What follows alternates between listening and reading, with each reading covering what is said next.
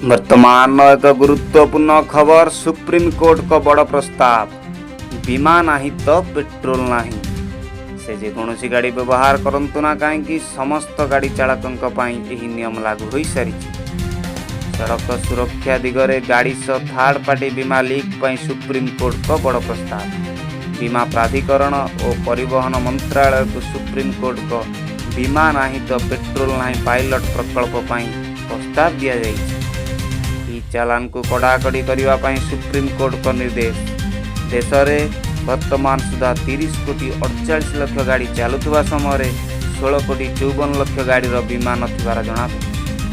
नूतन car और bike बीमार समय सीमा को वृद्धि करा जायछि। नूतन कार एबे 4 वर्षिया थर्ड पार्टी बीमा लागू होइथिबा बेले नूतन बाइक एबे 6 वर्षिया थर्ड पार्टी बीमा लागू करा जायछि।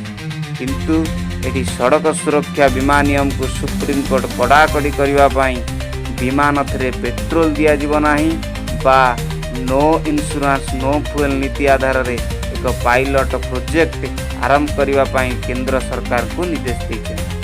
देश में प्राय जो 56% गाड़ी बिना बीमार चली कोर्ट मध्य चिंता प्रकट कर जहाँ संपूर्ण निर्देश रही गाड़ी सह थर्ड पार्टी बीमा वैधता लिंक प्रस्ताव दि जाए। बीमा प्राधिकरण और परिवहन मंत्रालय को सुप्रीमकोर्ट को यही प्रस्ताव रही।